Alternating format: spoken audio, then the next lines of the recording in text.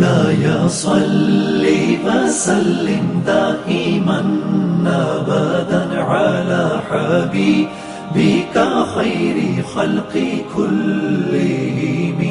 السلام علیکم ورحمۃ اللہ وبرکاتہ. الحمد للہ الذی بیدہ الملک وهو على كل شيء قدیر. هو الأول والآخر والظاهر والباطن وهو بكل شيء عليم. وأشهد أن لا إله إلا الله وحده لا شريك له. وأشهد أن سيدنا ومولانا محمدا عبده ورسوله. أما بعد فأعوذ بالله من الشيطان الرجيم. بسم الله الرحمن الرحيم. الحج أشهر معلومات فمن فرض فيهن الحج فلا رفث ولا فسوق ولا جدال وما تفعلوا من خير يعلمه الله وتزودوا فإن خير زاد التقوى. وقال النبي صلى الله تعالى عليه وسلم الحج المبرور ليس له الجزاء إلا الجنة. وقال النبي صلى الله عليه وسلم من حج ولم يرفث ولم يفسق خرج من ذنوبه كيوم ولدته أمه او كما قال صلی اللہ تعالی علیہ وسلم.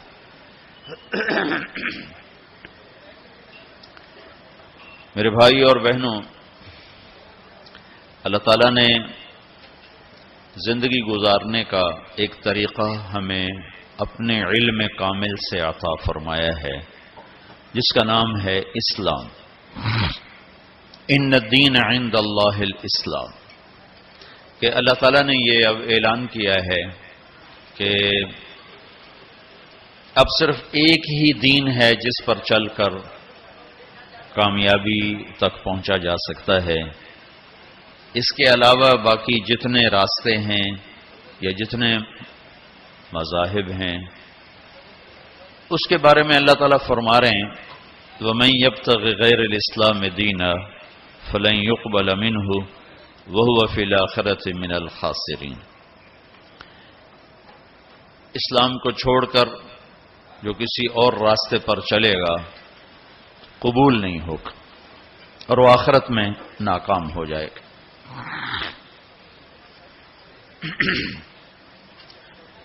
سارا اسلام دو چیزوں کا مجموعہ ہے، ایک عبادات اور ایک اخلاقیات. عبادات مجھے میرے اللہ سے جوڑتے ہیں، اخلاقیات مجھے اپنے معاشرے سے جوڑتے ہیں. عبادت میں کمی ہوگی تو اللہ سے کٹ جاؤں گا، اخلاق میں کمی ہوگی تو شاید اپنے بیوی بچوں سے ہی کٹ جاؤں. تو یہ دونوں لازمی پیپر ہیں. کچھ لوگ اس طرح سوچتے ہیں کہ جی خدمت خلق کرو، اللہ کو عبادت کی کیا ضرورت ہے، فرشتے ہی بہت. تو یہ بھی خطا پر ہیں. کچھ لوگ کہتے ہیں ہم حج کر کے اپنے سارے معاف کروا لیتے ہیں، واپس آ کے پھر اپنی چھری تیز کر لیتے ہیں. تو یہ بھی غلط. کچھ عبادت کی آڑ میں لوگوں کے حقوق ضائع کرتے ہیں اور کچھ اخلاق کی آڑ لے کر اللہ کے حق کو ضائع کرتے ہیں. یہ دونوں سوچ غلط ہے. چونکہ میں تو خود دنیا میں آیا نہیں تو زندگی گزارنے کا بھی مجھے طریقہ معلوم نہیں. جس نے مجھے پیدا کیا وہی جانتا ہے کہ میرے لیے کون سا راستہ سلامتی کا ہے. ہم گھروں میں روزانہ دیکھتے ہیں او بھائی چائے دودھ والے، او میاں بھائی یہ آپ بیٹھ تھوڑی دیر بیٹھ جاؤ بھائی، یہ بات ہونے لو بعد میں شروع کرو. تمہاری تو کاروباری مجبوری، میری تو کوئی مجبوری نہیں ہے. لہذا میں تو جو بات سنانے آیا ہوں وہ اس میں خلل ہو رہا ہے، وہ آپ سن لیں، پھر کھاتے پیتے رہنا۔ تو جب ہم اس دنیا میں اپنے ارادے سے نہیں آئے اور جانے کا ارادہ بھی کسی کا نہیں ہوتا، لیکن جاتے ہی ہیں، اس سے کوئی راستہ بھی بچنے کا نظر نہیں آتا، صرف ایک ہستی ہیں محمد مصطفیٰ صلی اللہ علیہ وسلم، جن سے اللہ نے پوچھا آپ آنا چاہتے ہیں یا رہنا چاہتے ہیں؟ صرف ان کو یہ ایک اضافی اعزاز، اکرام، عزت کہ میرے حبیب سے پوچھو، ملک الموت کو حکم ہوا کہ ایک تو پوچھ کے اندر جانا ہے، بغیر پوچھے نہیں جانا، اور ایک اجازت لے کر لانا ہے، بن اجازت نہیں لانا۔ تو ملک الموت نے حاضر ہو کر یہ عرض کی، پہلے جبریل اندر آئے، 12 ربیع الاول 11 ہجری 7 جون 633 عیسوی اور 10 سے 12 کے درمیان کا ٹائم اندازن۔ تو جبریل نے کہا یا رسول اللہ، باہر ملک الموت حاضر ہے، اندر آنے کی اجازت چاہتے ہیں۔ آپ نے کہا کوئی رکاوٹ نہیں، آ جائے۔ تو اس نے آ کر آپ کو سلام کیا، السلام علیکہ یا رسول اللہ۔ پھر کہنے لگا آپ پہلی ہستی ہیں جن کو سلام کر رہا ہوں، آج تک کسی کو سلام نہیں کیا۔ پھر اس نے کہا آپ پہلی ہستی ہیں، اللہ نے فرمایا پوچھ کے اندر جانا، بن پوچھے نہ جانا۔ آپ پہلی شخصیت ہیں، اللہ نے فرمایا آنا چاہیں تو لے آنا، رہنا چاہیں تو چھوڑ کے آ جانا۔ اس لیے اب جو آپ فیصلہ کریں گے میں اسے پورا کروں گا۔ تو آپ نے فرمایا اگر میں کہہ دوں تو میری جان بھی نکالو گے؟ کہاں جی، آپ کی بھی نکالوں۔ تو اس پر آپ نے جبریل کو دیکھا آنکھوں سے ایسے، کیا کروں، جاؤں کہ رہ جاؤں؟ تو اس پر جبریل نے عرض کی یا رسول اللہ، اللہ آپ کی ملاقات کے شوق میں ہے، آگے آپ کی مرضی ہے۔ تو اس پر آپ نے کہا کہ پہلے واپس جا کر اوپر جاؤ، اللہ سے پوچھ کے آؤ، میرے بعد میری امت کے ساتھ کیا کرے گا، میں پھر جواب دوں گا کہ میں جاؤں یا رہوں۔ یہ سوال اگر میرے نبی نہ اٹھاتے تو شاید آج ہم انسانی شکل میں موجود نہ ہوتے، کچھ ایسے ہی باندر بلے ہی پھر رہے ہوتے۔ جو کچھ اس امت نے کر دیا ہے پہلی امتوں سے بہت آگے کا کر دیا ہے، بیچ میں یہ رکاوٹ آ جاتی۔ تو اللہ تعالیٰ کی طرف سے پیغام آیا کہ ہم آپ کی امت کو آپ کے بعد تنہا نہیں چھوڑیں گے، جس پر آپ نے کہا الآن قرۃ عینی، اب میری آنکھیں ٹھنڈی ہیں، اللہم الرفیق الاعلی، اب مجھے اپنے پاس بلا لے۔ تو یہ تو صرف ایک ہستی تھی، چھوڑا ان کو بھی نہیں، چھوڑا نہیں، پوچھا آپ ٹھہرنا چاہتے ہیں، جب تک چاہیں رہیں، لیکن یہ موت والی گلی سے گزرنا آپ کے لیے بھی طے ہے، اس سے صرف آپ کا رب پاک ہے اور کوئی نہیں۔ اب ہم جانا بھی نہیں چاہتے لیکن جا رہے ہیں، زندگی آہستہ آہستہ سرک رہی ہے اور قبر کی طرف ہر پل ہمیں دھکیل رہا ہے، دھکیل رہا ہے، دھکیل رہا ہے۔ تو ہم دو مجبوریوں میں ہیں، آنے کی بھی جانے کی بھی۔ اس میں اللہ نے ہمیں تھوڑا سا اختیار دیا ہے، وَهَدَيْنَاهُ النَّجْدَيْنِ، دو راستے ہیں، ایک یہ ہے اما شاکرن، اللہ کی مان کے چل، دوسرا ہے اما کفورا، نافرمان بن کے چل۔ فَمَنْ شَاءَ فَلْيُؤْمِنْ وَمَنْ شَاءَ فَلْيَكْفُرْ، جی چاہو تو اللہ کی مان لو، جی چاہو تو شیطان کی مان لو، یہاں کچھ نہیں کہے گا۔ یہ جزا سزا کی جگہ نہیں، یہ امتحان کی جگہ ہے۔ لہذا بازار میں جھوٹ بول کے بھی کمائی ہو رہی ہے، سچ بول کے بھی کمائی ہو رہی ہے، ڈاکہ ڈال کے بھی پیسہ بنا رہے ہیں، مزدوری کر کے بھی پیسہ بنا رہے ہیں، نمازیں چھوڑ کے بھی دن گزر رہا ہے، نمازیں پڑھ کے بھی دن گزر رہا ہے، سود کھا کے بھی دن گزر رہا ہے، اور چٹنی روٹی کھا کے بھی دن گزر رہا ہے، یہاں کچھ نہیں، یہ تو اللہ خالی دیکھ رہا ہے۔ پھر ایک دن آئے گا، وَلَا تَحْسَبَنَّ اللَّهَ غَافِلًا عَمَّا يَعْمَلُ الظَّالِمُونَ، میں غافل نہیں ظلم کرنے والوں سے۔ یہی نہیں کہ اللہ کو پتہ نہیں چلا اور حسین کا سر کٹ کے نیزے پہ چڑھ گیا، اللہ کو پتہ نہیں چلا، اور ابن زیاد کو فتح ہو گئی اور شمر کو فتح ہو گئی اور اہل بیت ذبح ہو گئے، اللہ تعالیٰ کسی اور کانفرنس میں مصروف تھے تو وہ پیچھے یہ قصہ ہو گیا، ایسا نہیں۔ وَلَا تَحْسَبَنَّ اللَّهَ غَافِلًا عَمَّا يَعْمَلُ الظَّالِمُونَ، اپنے رب کو غافل نہ سمجھو، انما یؤخرہم لیوم تشخص فیہ الابصار، جس دن آنکھیں پھٹ جائیں گی وہ دن تیرے رب نے فیصلے کا رکھا ہوا ہے اور اس نے آنا ہے، اسے کوئی روک نہیں سکتا۔ لا تأتیکم الا بغتہ، اچانک آئے گا اور ہم سب کھڑے ہوں گے۔ یوم نسیر الجبال، پہاڑ ہٹ جائیں گے، وتری الارض بارزہ، زمین چٹیل میدان ہوگی، کوئی اونچ نیچ نہیں ہوگی، لا تری فیہا عوجا ولا امتا، نہ کھڈا نہ پہاڑ، بالکل سیدھا سیدھا میدان، اور اللہ سب کو جمع کرے گا، وحشرناہم، کہ سب کو زندہ کروں گا، فلم نغادر منہم احدا، ایک کو بھی پیچھے نہیں چھوڑوں گا، کوئی بھاگ سکتا ہے نہیں، لقد احصاہم، تیرے رب کا گھیرا ہوگا، کوئی آگے پیچھے ہو کر گنتی غلط کر دے تو نہیں، وعدہم عدا، پورا کیلکولیٹ کیا ہوگا، وہ تو اس نے چیونٹیوں کو گن کے رکھا ہوا ہے، تمہاری کیا حیثیت۔ تو اب دو مجبوریوں میں اللہ تعالیٰ نے ہمیں اختیار دیا ہے، اچھائی اور برائی، دین پہ چلو چھوڑ دو، تو وہ دین جو میرے رب نے مجھے دیا ہے اس میں دو حصے ہیں، ایک عبادت اور ایک اخلاق۔ پھر عبادت کے نیچے بہت سی چیزیں ہیں اور اخلاق کے نیچے عبادت سے بھی بے شمار چیزیں ہیں۔ عبادت کا جو چیپٹر ہے وہ مختصر ہے، اخلاق کا چیپٹر بہت لمبا چوڑا ہے، بہت پھیلا ہوا ہے۔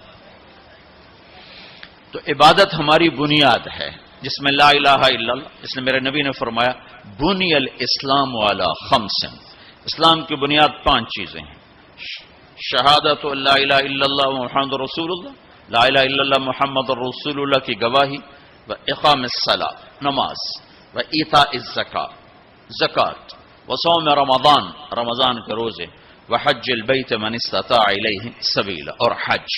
یہ 5 میں سے ایک اندر کا ایمان ہے جو نظر آنے والی چیز نہیں ہے، اور 4 نظر آنے والے کام ہیں، نماز ہے، زکوٰۃ ہے، روزہ ہے اور حج ہے۔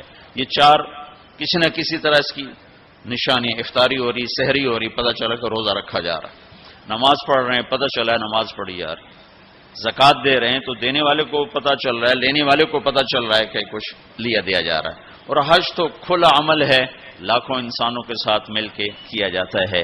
یہ 5 چیزیں اللہ نے ہماری بنیاد بنائی ہیں، جس میں لا الہ الا اللہ بنیاد کی بھی بنیاد ہے۔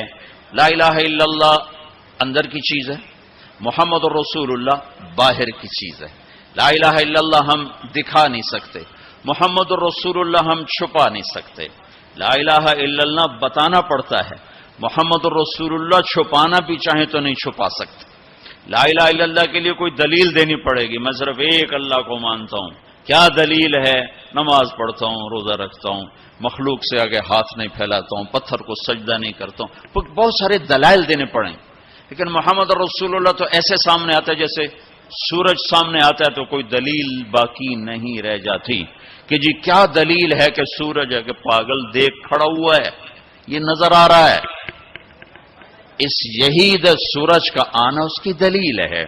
تو پہلی چیز ہے لا الہ الا اللہ محمد رسول اللہ، لا کے ذریعے سے ساری کائنات کی نفی کہ سب سے کٹ کے اللہ سے جڑ جا، مشرق لا، مغرب لا، شمال لا، جنوب لا، آسمانوں پہ لا، زمینوں پہ لا، پتھروں پہ لا، پہاڑوں پہ لا، نوری پہ لا، ناری پہ لا، آفتابی پہ لا، خاکی پہ لا، لا کو ایسے پھرایا ہے میرے اللہ نے کہ اپنے سوا ہر شے کو کاٹ کے رکھ دیا ہے کہ یہ کچھ نہیں، سب اللہ ہے، 0 0 0 لکھتے جاؤ، ساری کاپی بھر دو، تو آپ نے کچھ بھی نہیں لکھا۔ اور ایک لگا دو پہلے صفر کے ساتھ، تو ہر صفر دوسرے سے طاقتور بنتا جا رہا ہے، بنتا جا رہا ہے، بنتا جا رہا ہے، بنتا جا رہا ہے۔ پیچھے الف کا کمال ہے، پیچھے ایک کا کمال ہے، ایک کو ہٹاؤ تو سب صفر ہے۔ اللہ اب ایک ہستی ہے تو جبریل طاقت ہے، صفر نہیں ہے۔ اللہ ہٹ جائے تو جبریل صفر ہے، میکائیل، اسرائیل، اسرافیل طاقت ہیں اگر اللہ ہے، اللہ پیچھے ہٹ جائے تو یہ تینوں زیرو ہیں۔ جنت خوبصورت نعمتوں کا ٹھکانہ ہے، اس کے پیچھے ایک ہے۔ اللہ پیچھے ہٹ جائے تو جنت بھی زیرو ہے، اللہ پیچھے ہٹ جائے تو جہنم بھی زیرو ہے، اللہ پیچھے ہٹ جائے تو زمین آسمان کچھ نہیں ہے۔ لا کے ذریعے سے ہر چیز کو توڑ کر دل کا قبلہ اللہ بنا اور چہرے کا قبلہ بیت اللہ بنا، تو تب تیری نماز مکمل ہوگی، تب تیرا ایمان مکمل ہوگا۔ اس وقت دل کا قبلہ اللہ نہیں ہے، وہ پیسہ ہے، پیسہ پیسہ ہے۔ دل کا قبلہ اللہ نہیں ہے، صرف کمائی ہے، صرف پیسہ ہے۔ تو اللہ تعالیٰ لا کے ذریعے سے کہتا ہے مجھے قبلہ بنا، دل مجھے دے۔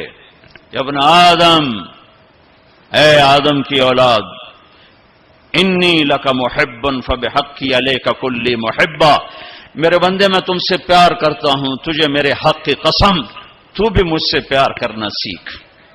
اس دل کو اللہ کے لیے خالص کر، سب سے کٹ کر، اس لیے لا الہ لا الہ لا الہ تلوار چلتی ہے، لا الہ لا الہ لا الہ، پھر اللہ کے ساتھ تمام ہوتا ہے، الا اللہ الا اللہ الا اللہ، صرف اللہ، نیچے بھی اللہ، اوپر بھی اللہ۔ وَهُوَ الَّذِي فِي السَّمَاءِ إِلَٰهٌ وَفِي الْأَرْضِ إِلَٰهٌ، ادھر دیکھو تو اللہ اور اوپر دیکھو تو اللہ۔ رب المشرق والمغرب لا الہ الا هو فاتخذه وکیلا، مشرق میں دیکھو تو اللہ اور مغرب میں دیکھو تو اللہ۔ للہ المشرق والمغرب فأینما تولوا فثم وجہ اللہ، جدھر منہ پھیرو گے سامنے اللہ کے جلوے ہیں، جدھر منہ پھیرو گے سامنے اللہ کی قدرت ہے، جدھر دیکھو گے اللہ کے نظام اور شاہکار ہیں۔ جو لا کہا وہ لا ہوا، وہ لا بھی اس میں لا ہوا، جز لا ہوا، کل لا ہوا، پھر کیا ہوا؟ اللہ ہوا۔ یہ حج سے پہلے سیکھنے کی چیز ہے۔ حج کر کے زندگی کیوں نہیں بدل رہی؟ وہ بغیر سیکھے جا کے بیٹھ جاتے۔ پہلی جماعت کے بچے کو ایم اے کا پرچہ پکڑا دو، لو جی حل کرو۔ حج پر جانے سے پہلے بہت سی تیاری ہے، جیسے اب یہ آپ کو ظاہری تیاری کے لیے جمع کر رہے ہیں، یہ لے جانا ہے، وہ لے جانا ہے، یہ لے جانا ہے، وہ لے جانا ہے، یہ نہیں لے جانا، وہ نہیں لے جانا۔ اسی طرح اللہ کے دربار میں جانے کے کچھ اور آداب ہیں۔ دربار شاہی میں جانا ہو تو اس کے آداب ہیں، وہ لا الہ الا اللہ سے شروع ہو رہے ہیں۔ لا الہ الا اللہ یہ اللہ کو دل میں اتارنے والا، محمد الرسول اللہ یہ اس وجود میں ڈھلنے کی محنت۔ میں کہا کرتا ہوں لا الہ الا اللہ پاسپورٹ ہے اور محمد الرسول اللہ ویزا ہے۔ لا الہ الا اللہ کے بغیر سفر نہیں ہو سکتا، محمد الرسول اللہ کے بغیر انٹری نہیں ہو سکتا۔ ابھی میں 10-12 ملکوں کا سفر کر کے آ رہا ہوں، ہر جگہ پاسپورٹ یہ جی، ویزا یہ جی، جاؤ جی، پاسپورٹ دکھاؤ حاضر، ویزا بھی دکھاؤ یہ جی، اچھا جی جاؤ جی۔ تو لا الہ الا اللہ، اللہ نے آپ کو پاسپورٹ بنانے کی تکلیف نہیں دی، بنا کے دے دیا۔ ان سے پوچھو جو نئے مسلمان ہوتے ہیں۔ ایک دفعہ ہماری جماعت سوات میں تھی تو ایک نوجوان اسٹریٹ لائٹ کے نیچے پڑ رہا تھا، تو ہمارے ایک ساتھی نے، پتہ تو لگتا نہیں شیو کیا ہوا ہے، مسلمان ہے، ہندو ہے، کون ہے، کیا پتہ چلتا۔ تو اس نے اس کو دعوت دینی شروع کر دی، وہ سنتا رہا، پھر کہنے لگا، وہ ذرا ادھیڑ عمر تھے، کہا بابا جی آپ خوش قسمت ہیں، آپ مسلمان ہیں، مجھے پتہ ہے ہندو مذہب کوئی مذہب نہیں، پتھر کی پوجا ہے، لیکن اگر میں کلمہ پڑھتا ہوں تو مجھے 70 رشتے توڑنے پڑتے ہیں، اور آگے کوئی ایک مسلمان نہیں جو مجھے قبول کرے۔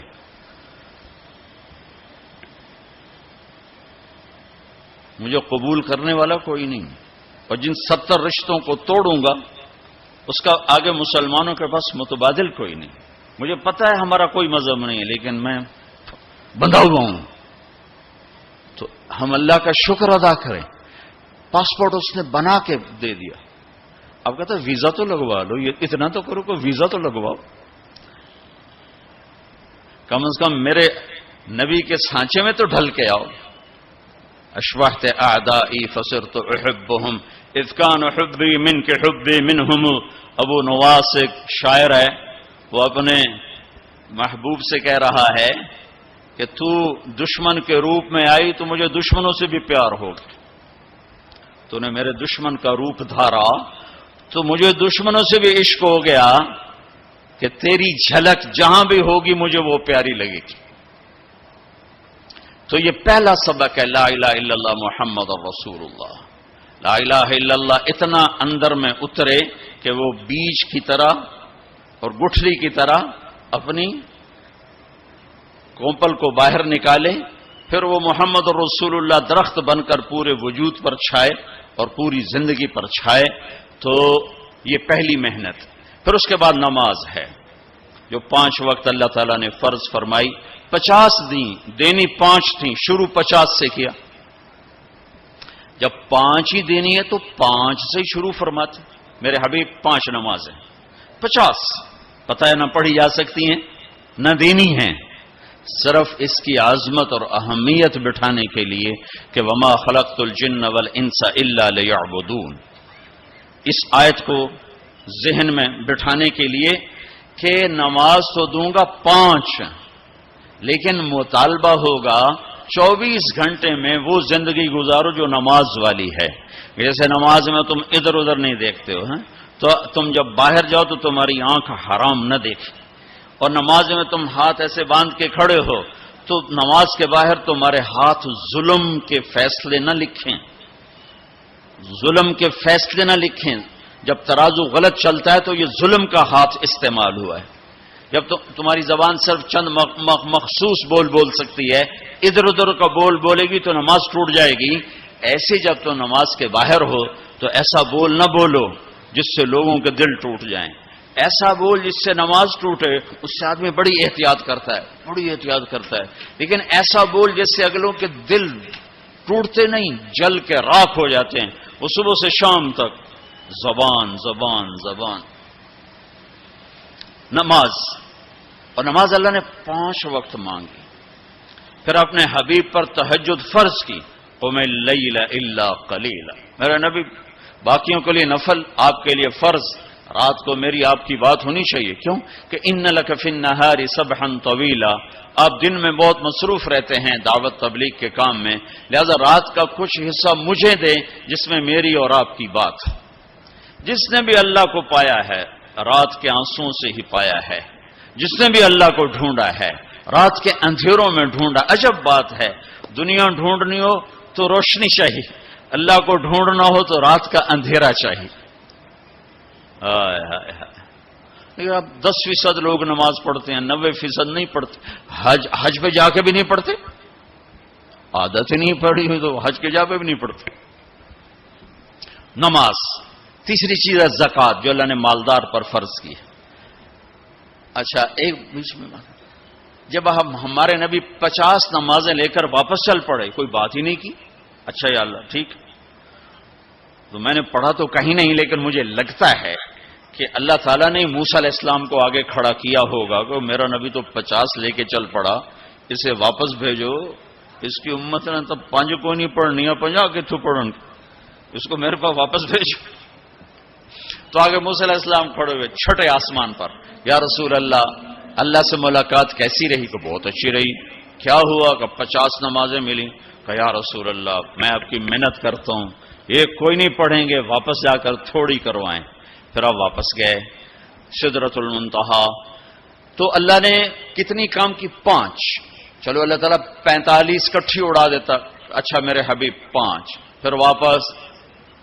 پھر ہمارے نبی نے نہیں کہا یا اللہ بہت زیادہ ہیں, تسلیم و رضا, تسلیم و رضا. اللہم انی اسألک الرضا بعد القضاء. یہ دعا روز میرے نبی صبح و شام مانگتے تھے. اے اللہ مجھے اپنی تقدیر پہ راضی رہنے کی توفیق عطا فرما. پھر موسیٰ علیہ السلام کتنی 45 واپس، پھر 5، پھر 5، پھر 5، اڑتی گئی 5 رہ گئی. پھر آگے موسیٰ علیہ السلام کھڑے ہوئے، یا رسول اللہ کتنی؟ کہا 5. کہا نہیں واپس جائیں، کوئی نہیں پڑھیں گے. کہا نہیں اب مجھے شرم آتی ہے، 5 ختم ہو رہی ہیں، اب گیا تو یہ 5 بھی چلی گئی تو میری امت تو ختم ہو گئی، میری امت تو محروم ہو گئی، اب میں نہیں جاتا. کہا ٹھیک ہے آپ کی مرضی، ویسے مجھے پتا ہے کہ یہ نہیں پڑھیں گے، چونکہ میری امت پہ 2 نمازیں فرض تھیں انہوں نے وہ بھی نہ پڑھی، یہ کراچی والے 5 کہاں پڑھیں.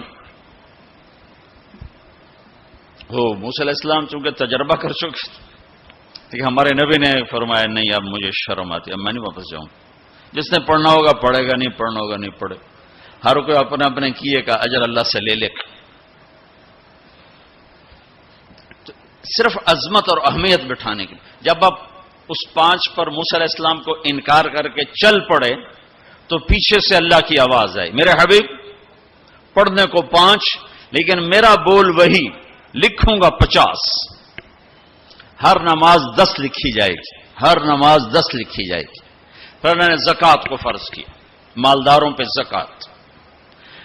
خذ من اموالہم صدقۃ تطہرہم بہا وتزکیہم وصلی علیہم. زکوٰۃ اتنا بڑا عمل ہے کہ اللہ تعالی ہمیں کہتا ہے کہ میرے نبی پہ درود پڑھو، فرشتوں سے کہتا ہے میرے نبی پہ درود پڑھو، اور خود بھی کہتا ہے کہ میں اپنے نبی پر درود بھیجتا ہوں. اللہ کی طرف اب درود کی نسبت وہ رحمت ہے، اور فرشتوں کی طرف ہماری طرف درود کی نسبت دعا ہے جو ہم کرتے ہیں، صلی علی محمد وعلی آل محمد. تو اللہ تعالیٰ نے ہمیں آپ کو، پوری دنیا کے اہل ایمان کو، فرشتوں کو حکم دیا کہ میرے نبی پر درود پڑھو، اور خود بھی پڑھتا ہے ان اللہ وملائکتہ یصلون علی النبی. جو لوگ اللہ کے نام پہ خرچ کریں گے تو اللہ تعالیٰ کہہ رہا ہے وصلی علیہم، اے میرے حبیب ساری امت پر نہیں، جو تیری امت میں میرے نام پہ خرچ کریں گے ان پہ تو درود پڑھ. اگرچہ یہاں صلی دعا کے معنی میں ہے کہ تو ان کے لیے دعا کر، آپ ان کے لیے دعا فرمائیں. تو مال خرچ کرنے والوں کے لیے اللہ اپنے حبیب سے فرما رہے ہیں کہ ان کے لیے آپ دعا کریں. صلی علیہم ان صلاتک سکن لہم. آپ کی جو دعا ہوگی اور آپ کی جو صلات ہوگی، جو آپ کا درود ہوگا، دنیا اور آخرت کے سارے مسائل ان کے حل کر کے لے جائے گا. ان کی دنیا بھی سکھی کر دے گا، ان کی آخرت بھی سکھی کر دے گا. تو اللہ تعالیٰ نے زکوٰۃ فرض کی، اور بہت تھوڑی فرض کی. پہلی امتوں پر تھی 100 میں 10 روپے، اور ہماری ہے 100 پہ 2.5 روپے. اور اتنا فضل فرمایا کہ پورا سال پیسہ پڑا رہے. پھر کہا اس میں سے 2.5 روپے دے دو، 2,500 دے دو، اگر استعمال ہو جائے تو کوئی زکوٰۃ. سال سے 1 دن پہلے اگر وہ مال خرچ ہو گیا ہے تو زکوٰۃ ختم ہو گئی. اور 82 دفعہ قرآن میں مال خرچ کرنے کا حکم آیا، 82 دفعہ. اور اللہ تعالیٰ نے ترغیب دی ہے کہ مالدار فقیروں پہ خرچ کریں. پھر اللہ تعالیٰ نے فقیروں کو ترغیب دیا کہ تم بھی جتنی وسعت ہو خرچ کیا کرو. میرے نبی نے ترغیب دی، سبق درہم 100,000 درہم. 1 روپیہ اللہ کے نام پہ خرچ کرنا 1,00,000 روپیہ خرچ کرنے سے بڑھ گیا. تو صحابہ نے عرض کی وہ کیسے بڑھ گیا؟ تو آپ نے کہا ایک آدمی کے پاس 2 روپے، ایک آدمی کے پاس کروڑوں روپے. جس کے پاس 2 روپے تھے اس نے 1 روپیہ اللہ کے نام پہ دے دیا، اور جس کے پاس کروڑوں تھے اس نے 1,00,000 دیا. جس نے 2 میں سے 1 دیا اس نے اپنے مال کا آدھا حصہ دیا. جس نے 1,00,000 دیا اس نے اپنے مال کا کوئی 1000واں حصہ دیا. جب تولا جائے گا تو 1 روپے کا وزن 1,00,000 سے بڑھ جائے گا. اور اس کا ایک واقعہ بھی، حضرت عمر ہمیشہ حضرت ابو بکر سے کوشش کرتے تھے آگے نکل جاؤں، آگے نکل جاؤں، آگے نکل جاؤں. ساری زندگی موقع نہ بن سکا. تبوک کا موقع آیا تو اللہ کے نبی نے کہا مال خرچ کرو. عثمان رضی اللہ تعالیٰ نے 10,000 لشکر کا سارا سامان تیار کیا. ان کی سواریاں، ان کا راشن کے لیے تھیلوں کو بند کرنے کے لیے دھاگے تک اپنے گھر سے دیے، اور 300 دینار اوپر دیے. تو اللہ کے نبی کی جھولی میں وہ 300 دینار پڑے تھے یوں، اور آپ ان دیناروں کو اٹھا اٹھا کے یوں فرما رہے تھے ما علی عثمان اللہ یعمل بعد، عثمان آج کے بعد کچھ بھی نہ کرے تو جنت واجب ہوگی۔ تو عمر کہنے لگے آج میں ابو بکر کو کاٹ سکتا ہوں، آج میں اس سے آگے نکل سکتا ہوں کہ وہ آج کل غریب ہے، میں مالدار ہوں، تو وہ تھوڑا لائے گا میں زیادہ لاؤں گا تو میں بڑھ جاؤں گا۔ لہذا انہوں نے اپنے مال کا آدھا حصہ، آدھا گھر میں رکھا اور آدھا لے کر آئے۔ ابو بکر نے جھاڑو پھیر دیا، جو کچھ تھا وہ سارا سمیٹ کے لے آئے۔ جب دونوں پراپرٹی سامنے رکھی گئیں تو حضرت عمر کی بہت زیادہ نظر آ رہی، ابو بکر کی بہت تھوڑی نظر آ رہی، لہذا حضرت عمر بڑے اطمینان میں کھڑے کہ آج جیت خطاب کے بیٹے کی ہے۔ میں قربان جاؤں، اللہ رسول تو جانتے ہیں کہ کون کیا کر کے آیا ہے، تو میرے نبی نے سوال ہی بدل دیا جو اس موقع کا سوال ہی نہیں۔ کوئی آدمی مسجد میں چندہ دینے جائے، مدرسے میں چندہ دینے جائے، کہا جی مول صاحب یہ 1 لاکھ روپیہ ہے مدرسے کے لیے، مسجد کے لیے، آگے مولوی صاحب کہیں پیچھے کتنے پڑے ہوئے ہیں، تو کہے گا اے بھی واپس کرو، میں تو تھوڑی نیت ہے جو کوئی چکر لگتا ہے کہ تسی ٹھیکیدار ہو، مگر علی شاید ابھی پیچھے کتنے پین، یہ موقع کا سوال ہے ہی نہیں۔ مولوی صاحب کو چاہیے جی جزاک اللہ، یہ لیجئے رسید، بسم اللہ، پھر بھی موقع آئے تو دیتے رہیں۔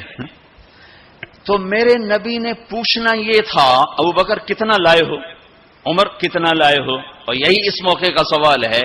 لیکن اللہ رسول جانتے ہیں کہ کس کے مال میں وزن زیادہ ہے، تو میرے نبی نے سوال بدل دیا، فرمایا عمر ما خلفت، واہ واہ، عمر پیچھے کیا چھوڑ کے آئے ہو؟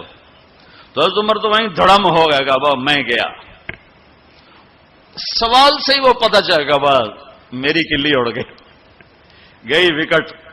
عمر ما خلفت یا ما ترکت لأہلک، یہ دونوں الفاظ ہیں، پیچھے گھر والوں کے لیے کیا چھوڑا؟ تو پہلے حضرت عمر بڑے جوش میں کھڑے تھے، پھر ایک دم ڈھیلے ہو گئے، کہنے بات جی آدھا چھوڑا ہے آدھا لایا ہوں۔ پھر آپ نے کہا ابا بکر ما خلفت یا ما ترکت لأہلک، ابو بکر تو پیچھے چھوڑ کے کیا آیا، بچوں کے لیے کیا چھوڑ کے آیا؟ تو انہوں نے کہا ترکت اللہ ورسول، میں تو اللہ اس کے رسول کو چھوڑ کے آیا ہوں، باقی سب کچھ لے آیا۔ تو اس پر عمر کہنے لگے ابو بکر میں نہیں تجھ سے آگے بڑھ سکتا، کوئی بھی تجھ سے آگے نہیں بڑھ سکتا۔ اور اگلی سنو،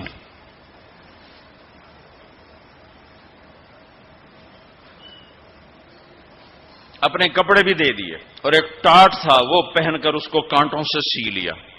تو جبریل آئے، کہنے لگے یا رسول اللہ، اللہ تعالیٰ پوچھ رہے ہیں کہ ابو بکر نے یہ ٹاٹ کیوں پہنا ہوا ہے؟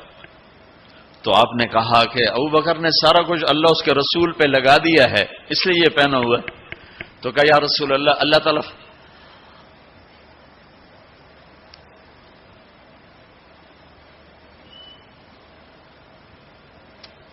تعالیٰ فرما رہے ہیں ابو بکر سے پوچھو مجھ سے راضی تو ہے،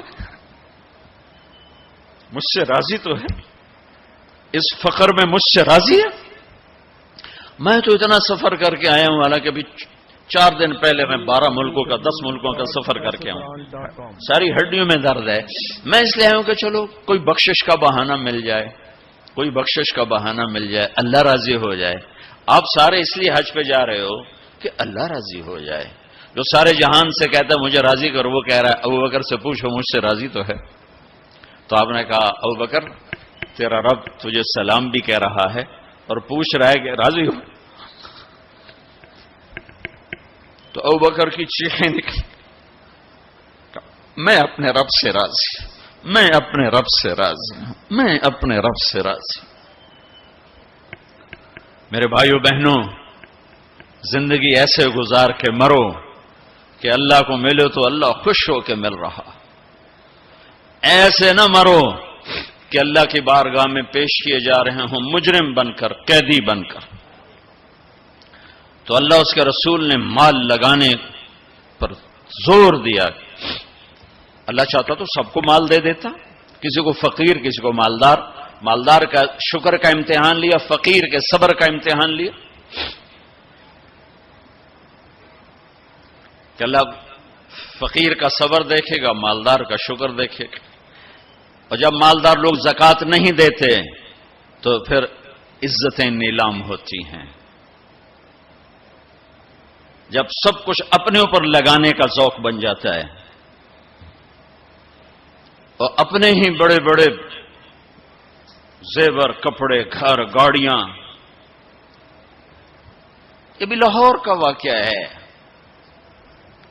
کہ بیگم صاحب ڈرائیور کے ساتھ گئی ہیں اور واپسی پہ کہہ رہی ہیں اسلم ڈرائیور، آج میری بڑی اچھی قسمت، وہ ساڑی میں نے لی تو میں سمجھ رہی تھی 1 لاکھ کی ہے، وہ تو مجھے 75,000 میں مل گئی، بڑی سستی مل گئی. خوش ہو کے ڈرائیور کو بتا رہی. تیسرے دن ڈرائیور کے بیٹے کا بازو ٹوٹ گیا. وہ آ کر کہتا ہے صاحب جی میری تنخواہ میں تو اس کا علاج ہو نہیں سکتا، تو مہربانی کر کے کچھ میری مدد کر دیں، اس کا علاج ہو جائے. تو صاحب کہتے ہیں اسلم تمہیں پتا تو آج کل کاروبار بڑا مندہ ہے، تو میرے پاس تو گنجائش نہیں، میرا ایک ڈاکٹر دوست ہے میں اسے فون کر دیتا ہوں، وہ تمہاری مدد کر دے گا. جب اس طرح ہوتا ہے تو پھر ڈاکے، چوریاں، قتل و غارت شروع ہوتے ہیں. جب اس طرح ہوتا ہے تو مالداروں میں تکبر پیدا ہوتا ہے اور غریبوں میں ظلم پیدا ہوتا ہے. تو زکوٰۃ ایک بہت بڑا عمل ہے. 2.5% تو فرض ہے اور زکوٰۃ دینے والا سخی نہیں اللہ کی بارگاہ میں. ہاں بخیل بھی نہیں، سخی بھی نہیں ہے، بخیل بھی نہیں. یعنی وہ بخل کے ملک سے نکل آیا ہے اور سخاوت کے ملک میں انٹری نہیں ہوئی. 2.5 روپے پہ 1 پیسہ بھی اوپر خرچ کرے گا تو اب سخیوں میں آ گیا. پھر جتنا بڑھتا جائے گا اتنا آگے بڑھتا جائے گا.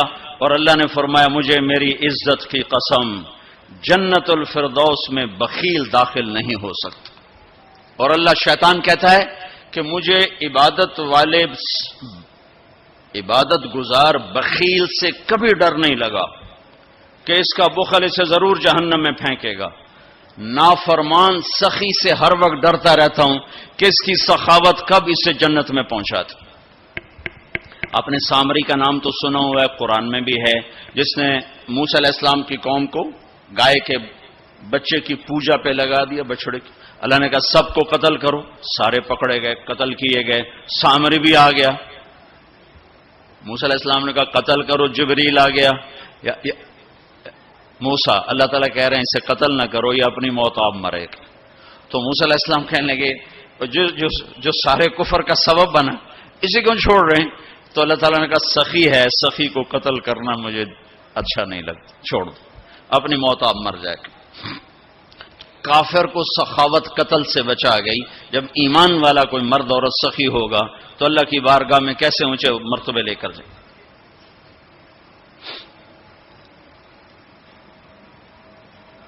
تو اپنے اوپر خرچ کرو وسعت کے مطابق. اللہ نے روکا نہیں ہے، منع نہیں کیا ہے، منع نہیں کیا ہے، لیکن غریب کو بھی یاد کرو. زکوٰۃ کو فرض قرار دیا اور آپ نے فرمایا جس نے مزدور سے کام لیا اور اس کو مزدوری نہ دی. یہ تمہارے کراچی میں ہر وقت ہو رہا ہے، ہر جگہ ہو رہا ہے. جتنا بڑا کوئی طاقتور ہے اتنا وہ اپنے نوکروں پر ظالم بھی ہے، جابر بھی ہے اور ان کے حقوق بھی مارتا ہے، چونکہ فریاد ہی نہیں کر سکتا.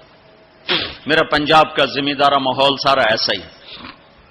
تو آپ نے فرمایا جس نے مزدور سے کام لیا اور اسے موقع پہ تنخواہ نہ دی اور اس کے پیسے مار لیے تو اس مزدور کا قیامت کے دن میں وکیل بنوں گا، میں اس کا کیس لڑوں گا. اور جس کا کیس میرے نبی نے لے لیا پھر اگلا کوئی بچ کے جا سکتا ہے کہیں؟ مزدور کا پسینہ خشک ہونے سے پہلے اس کے ہاتھ میں پیسے پکڑا دو. پھر مزدور سے فرمایا، یہ دونوں طرف کا خوبصورت، کیا دین خوبصورت ہے کہ جو اپنے نوکر کی، جو اپنے مالک کی نوکری بھی پوری دیانتداری سے کرے اور اللہ کی بندگی بھی دیانتداری سے کرے تو اسے ہر کام پہ دگنا اجر ملے گا. دگنا. یعنی میں ایک نماز پڑھتا ہوں میری 10 ہیں، اس کی 20 ہوں گی. میں ایک روزہ رکھتا ہوں میرا 1 ہے، اس کے 2 ہوں گے. میں ایک قرآن ختم کرتا ہوں میرا 1 ہے، اس کے 2 ہوں گے. کہ ایک طرف اپنے مالک کے ساتھ دیانتداری سے نوکری کر رہا ہے اور ایک طرف اپنے اللہ کے ساتھ دیانتداری سے بندگی کر رہا ہے، دگنا اجر ہو جائے گا۔ تو مال خرچ کرنا یہ تیسری بنیاد۔ چوتھی بنیاد ہے روزہ۔ لا الہ الا اللہ یہ کلمہ تعارف ہے، کلمہ معرفت ہے۔ نماز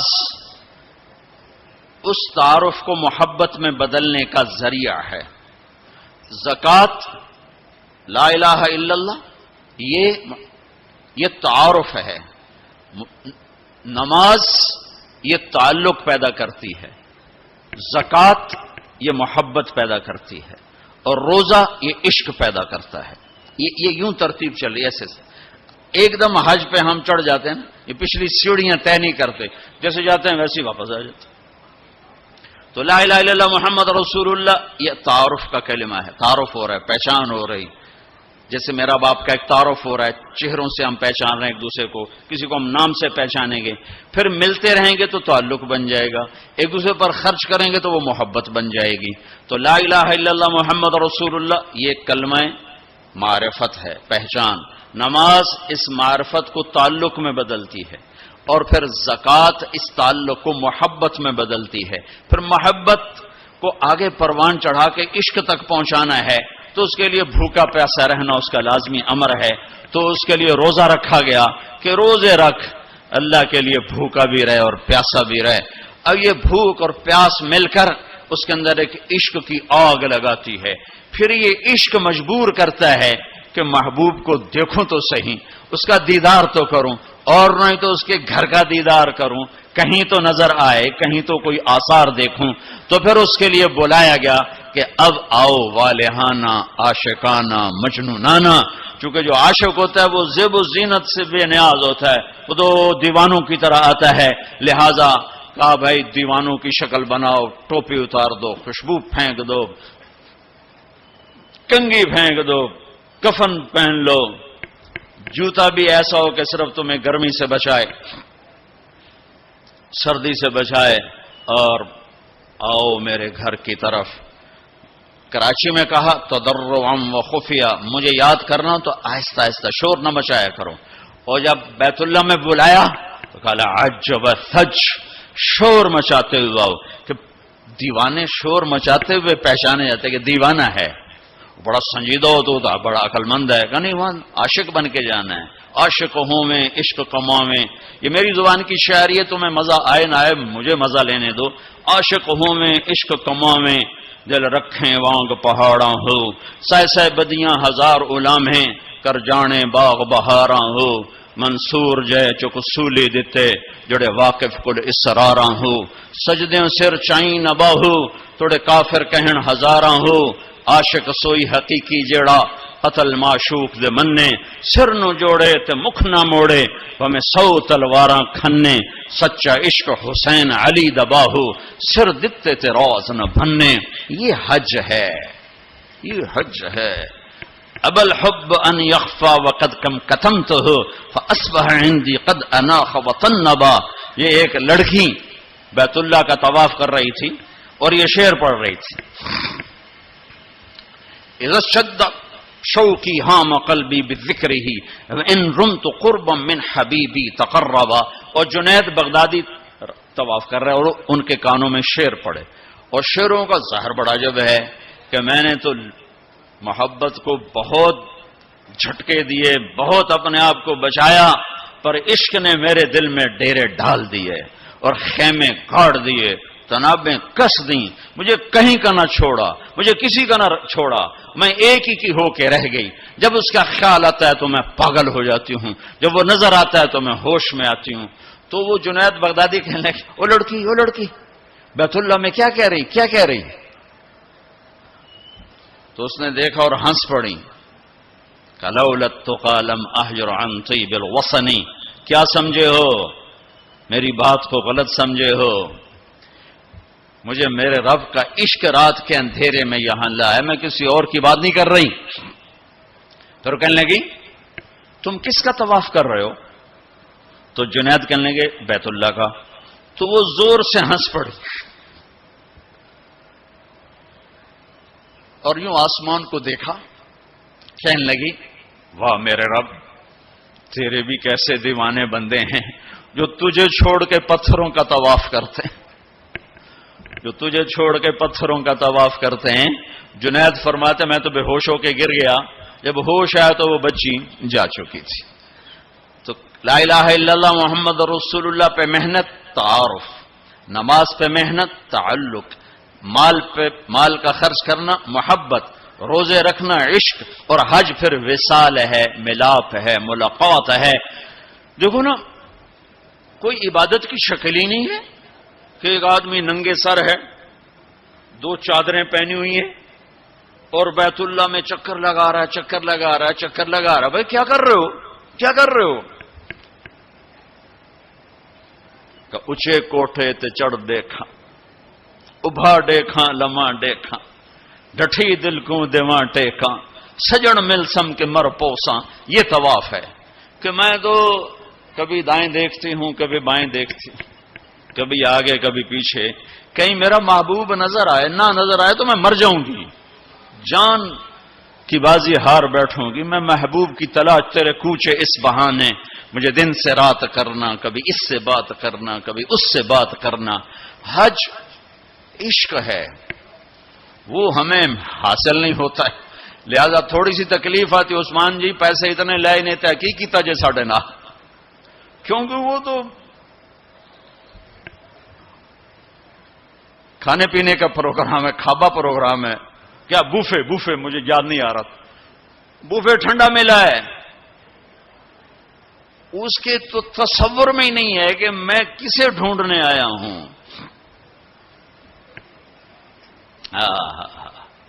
ایسے تو نہیں حسین بچوں سمیت نیزوں پہ چڑھ گئے تھے، ایک بول بول کے ساری نسل بچا سکتے۔ کون سی نسل؟ اہل البیت۔ کون سی نسل؟ آل الرسول۔ کون سی نسل؟ کائنات کی پاکیزہ ترین نسل۔ ایک بول پہ وہ اپنی بچا سکتے، اور جنت کا بھی کوئی نقصان نہ تھا۔ نہیں نہیں نہیں نہیں، اللہ پہ سودا نہیں ہو سکتا، کاٹ دو۔ تمہارا تاجر جھوٹ بولنے کو تیار، جھوٹ چھوڑنے کو تیار نہیں، سود چھوڑنے کو تیار نہیں۔ کتنے بڑے تاجروں نے میرے ساتھ متھا مارا کہ سود کے بغیر تجارت چلا کے دکھاؤ، سود کے بغیر تجارت کیسے چلے گی؟ کہ اللہ مطلب اللہ کو مقصود نہیں بنایا، اللہ کو ڈھونڈنا پانا اور اللہ کی طلب زندگی کا مقصد نہیں بنایا۔ یہی دھوکے کے گھر اور مچھر کے پر اور مکڑی کے جالے کی دوڑ ہے۔ اسی کو عزت سمجھا، اسی کو بڑائی سمجھا، اسی کو بلندی سمجھا، اسی کو معراج سمجھا۔ آج آنکھ بند ہوگی تو پتہ چلے گا کہ میں تو کسی بہت بڑے دھوکے کا شکار ہو کے آیا ہوں۔ اس لیے قیامت کا دن کو یوم التغابن بھی کہتے ہیں، تغابن کے نام پر سورت اتری ہے کہ اس دن لوگوں کو پتہ چلے گا ہائے ہائے دھوکے میں رہ گئے۔ ذالک یوم التغابن، یہ ہے جس دن دھوکہ کھلے گا کہ ہم تو دھوکے میں رہ گئے۔ تو بھائیو بہنوں، حج کا اصل موضوع سمجھو، اللہ کو پانا اور اللہ کے لیے جینا اور اللہ کے لیے مرنا اور اللہ پہ مٹ جانا، یہ حج کا مغز ہے، یہ حج کی روح ہے۔ باقی اس کے اعمال ہیں، کچھ سفر کی ضرورتیں ہیں، کچھ وہاں رہنے کی ضرورتیں ہیں، کچھ حج کے جو شرعی اعمال ہیں کچھ ان کی ضرورتیں ہیں، لیکن جو حج کی روح ہے وہ ہے اللہ کو ڈھونڈنا، قبلہ بدلنا، قبلہ یہ دل اللہ کو دینا۔ ایک صحابہ نے پوچھا یا رسول اللہ مل اسلام، یا رسول اللہ اسلام کیا ہے؟ آپ نے کہا ان تسلم قلبک للہ، دل اللہ کو دے دے، یہ اسلام ہے، دل اللہ کو دے دے، یہ اسلام ہے۔ تو بھائیو بہنوں طے کر کے جاؤ کہ زندگی کو بدل کے واپس آنا۔ اتنے سال اپنی مرضی کے گزار لیے، تو اب اللہ سے مل کے آ رہے ہیں، تو اب باقی زندگی اس کی مرضی پہ گزار دیں۔ اتنا زمانہ اپنی مرضی پہ گزارا ہے، تو اب باقی جو وقت حج کے بعد گزرے گا وہ اللہ کی مرضی پہ گزاریں کہ جو اللہ کہے گا وہ کریں گے، جس سے روکے گا اس سے روکیں گے، جو وہ فرمائے گا اس پر لبیک کہیں گے، جس سے ہٹائے گا اس سے پیچھے ہٹتے چلے جائیں گے۔ تو ہمیں اس کی روح حاصل ہو گئی۔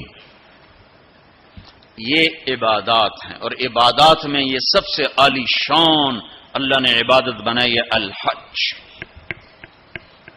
اور ایک اور میں نے غور کیا، اللہ تعالیٰ نے نماز فرض کی تو فرمایا کہ ان الصلاۃ علی المؤمنین کتابا موقوتا، نماز ایمان والوں پر فرض ہے، اس میں اللہ کا نام کوئی نہیں ہے۔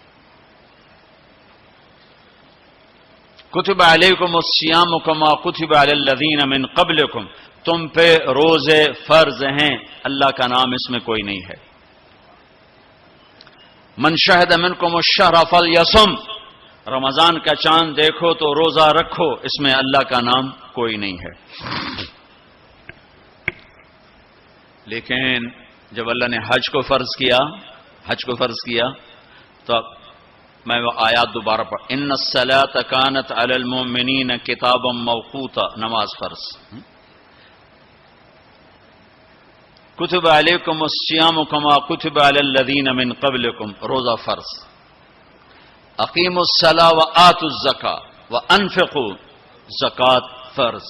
اور جب اللہ تعالیٰ حج فرض فرمانے لگے تو اس کو یوں پیش کرتے، کتب علیکم الحج، تم پہ حج فرض ہو گیا، یہ نہیں۔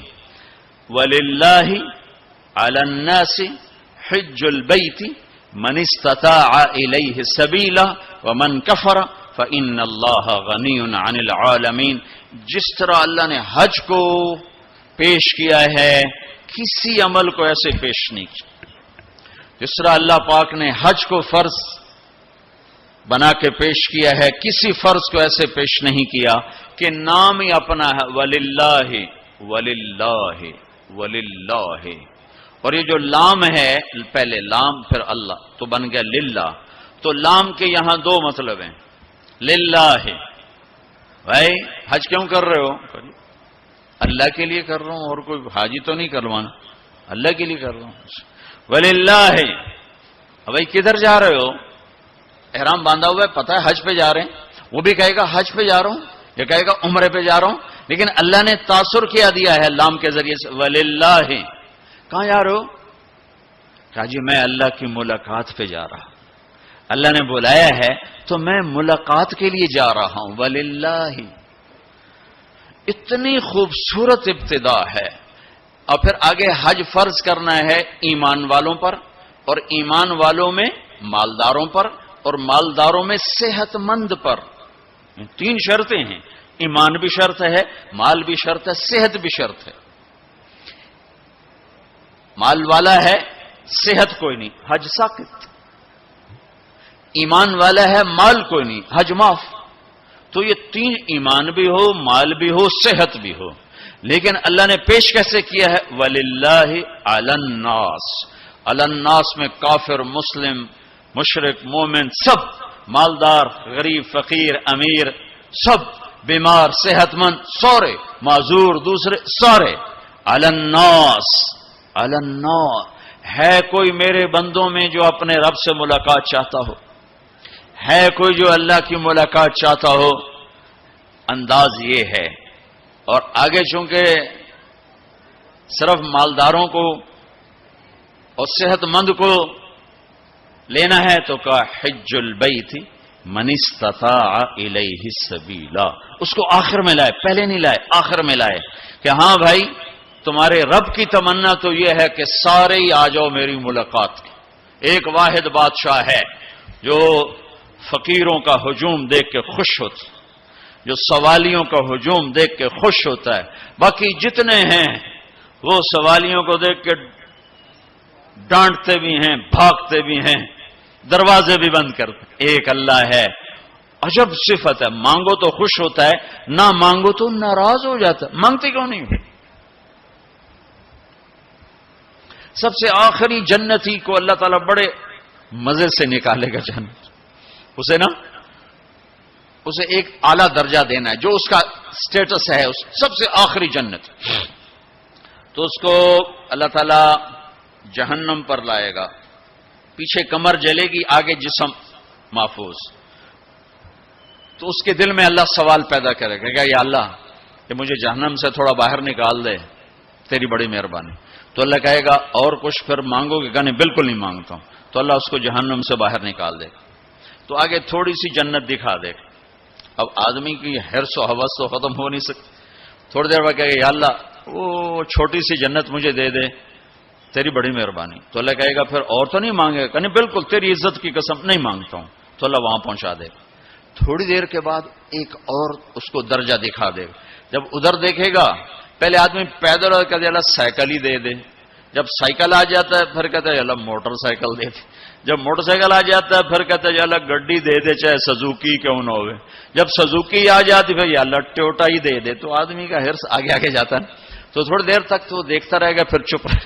پھر کہے گا جی اللہ یہ مجھے درجہ دے دے تیری بڑی مہربانی. تو اللہ فرمائیں گے پھر آگے تو نہیں مانگو گے؟ نہیں تیری عزت کی قسم آگے نہیں مانگتا. تو اللہ وہاں پہنچا دے گا. پھر اس کا اصلی مقام اس کو ظاہر کرے گا جہاں اس نے جانا ہے. وہ آخری جنتی میرے نبی نے فرمایا میں آنکھوں سے دیکھ رہا ہوں جہنم سے نکل رہا ہے اور جنت میں جا رہا ہے. اس کا نام ہوگا جوہینہ. میرے نبی نے بتایا اس کا قبیلہ ہوگا جوہینہ. عرب قبیلہ ہے عرب. اور جب وہ اس کو وہ آخری جنتی اس کو اس دنیا سے 10 گنا بڑی جنت اللہ تعالیٰ فرمائے گا، اس زمین سے 10 گنا بڑی. تو اللہ یوں دکھائے گا. تو اب وہ اس کو دیکھے گا تو اب جو نظر آ رہا ہے وہ حقیر ہو جائے گا. تو پھر اس کو سوچ آئے گی جو ہن منگے آتا کہ نہیں ریورس گیئر نہ لگ جائے، دوبارہ پیچھے دوزخ کی واپسی نہ ہو جائے. تو لہذا چپ. اندر میں ابال اٹھ رہے ہیں کہ مانگوں اور ڈر لگ رہا ہے کہ اتنی دفعہ قسمیں کھائیں توڑ دیں قسمیں کھائیں توڑ دیں. تو کہیں اللہ تعالیٰ آگے چل بہنوں واپس کر دو. تو لہذا چپ کر کے بیٹھو. اللہ تو اندر کا بھید جانتا ہے. ہائے ہائے. تھوڑی دیر کے بعد اللہ کہے گا مانگتے کیوں نہیں ہو؟ مانگتے کیوں نہیں؟ کہے گا یا اللہ سألتک حتی استحییت وحلفت فیک حتی استحییت. یا اللہ میں نے اتنا مانگا کہ اب مانگتے شرم آتی ہے اور اتنی دفعہ قسمیں توڑی ہیں کہ اب قسم توڑتے ہوئے شرم آتی ہے. تو اللہ تعالیٰ فرمائیں گے واہ واہ تو نے مجھے لگتا ہے سمجھائی نہیں. اچھا اگر میں تمہیں دنیا سے 10 گنا بڑی جنت دے دوں تو راضی ہے؟ تو کہے گا یا اللہ رب ہو کے مذاق تو نہ کر میرے ساتھ. تو اللہ تعالیٰ فرمائے کہ مذاق نہیں کر رہا ہوں، چل تیرے لیے دروازے کھل گئے ہیں. تو اللہ واحد شہنشاہ ہے. مانگو تو خوش ہوتا، نہ مانگو تو ناراض ہوتا ہے، اور جتنا مانگو اتنا خوش ہوتا.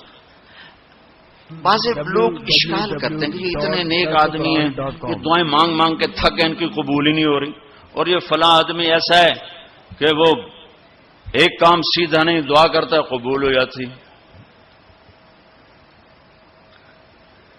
تو میرے نبی نے فرمایا کہ ایک اللہ کے تعلق والا بندہ یا بندی اپنی ضرورت میں اٹکا ہوا ہے اور اللہ سے مانگ رہا ہے اور رو رہا ہے، اوپر سے دروازہ نہیں کھل رہا ہے. کہتا پتہ نہیں کیا ناراضگی ہو گئی ہے.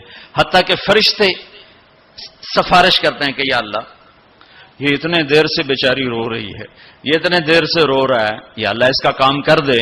تو اللہ تعالیٰ فرماتے احب ان اسمع حنینہ، مجھے اس کا رونا بڑا پیارا لگ رہا ہے، میں چاہتا ہوں کچھ اور رو لے.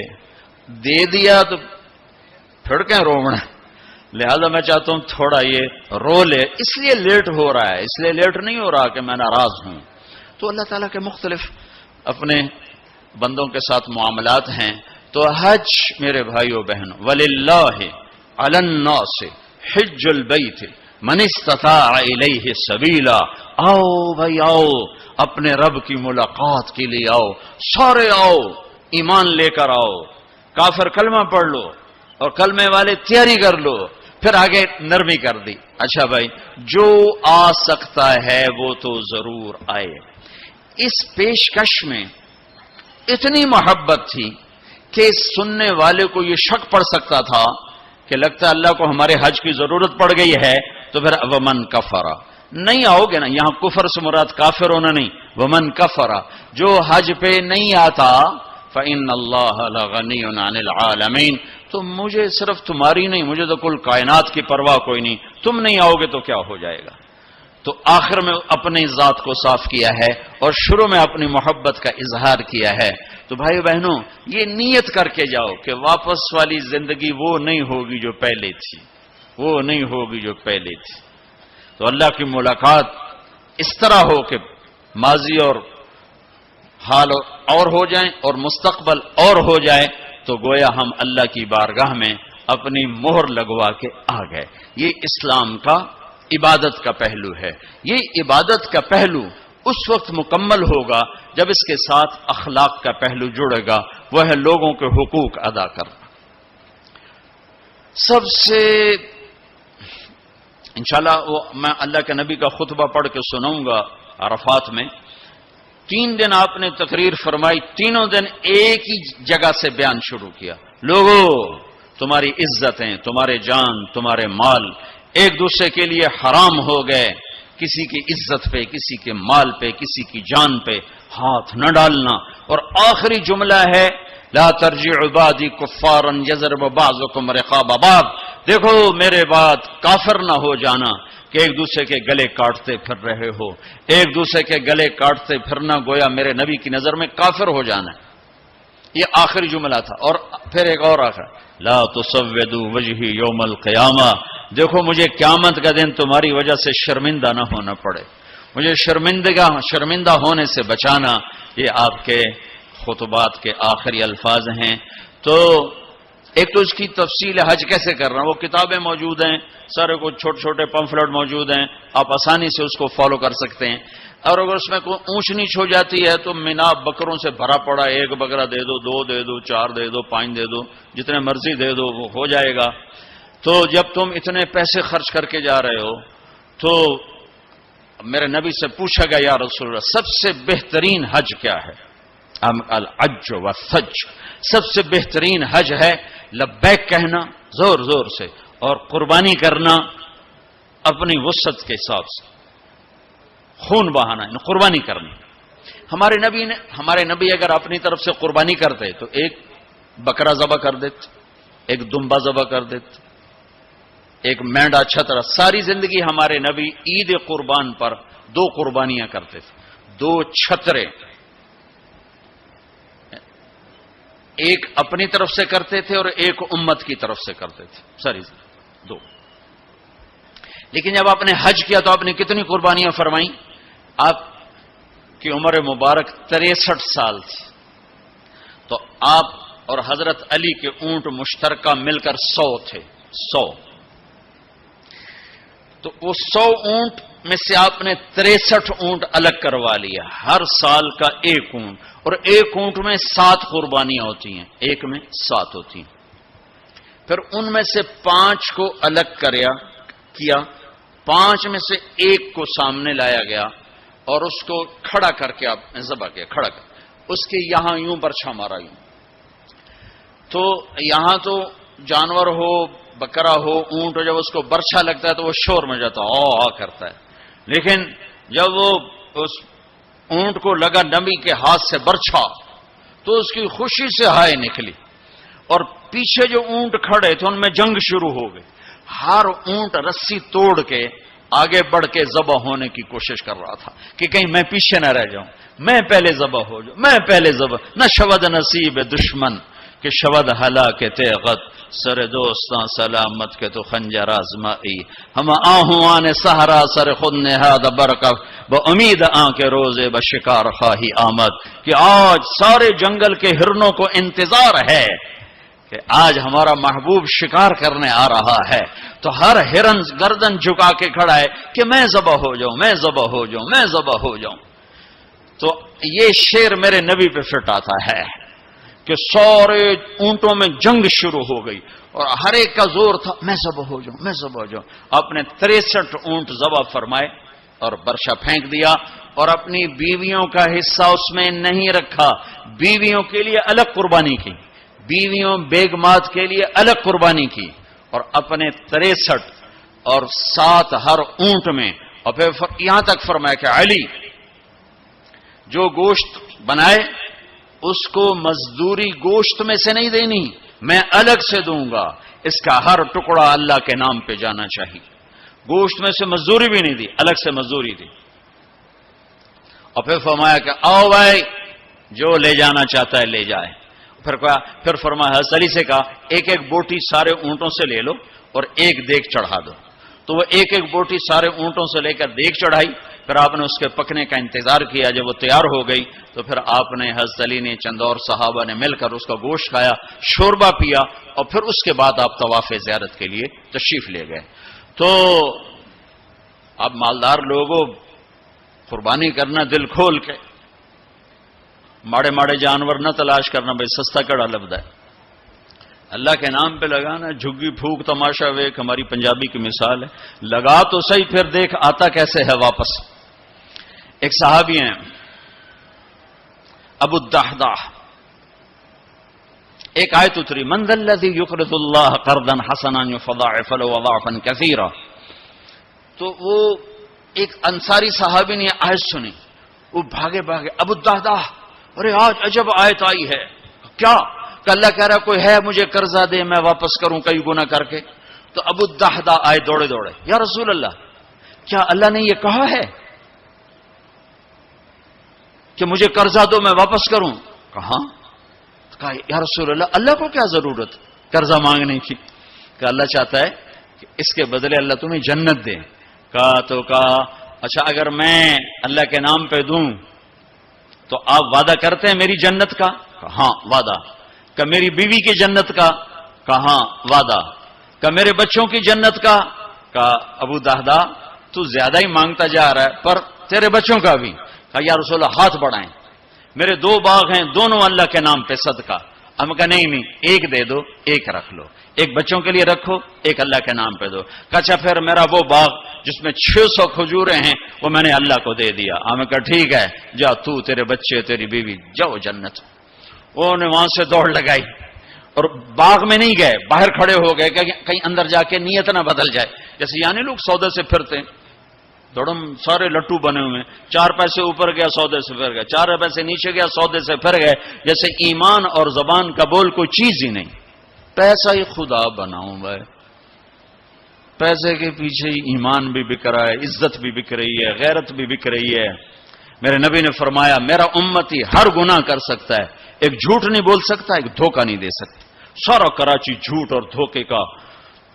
کراچی نہیں, میرا ملتان لے لو, لاہور, سندھ, بلوچستان لے لو, سرحد لے لو, جھوٹ جھوٹ جھوٹ, دھوکہ دھوکہ دھوکہ.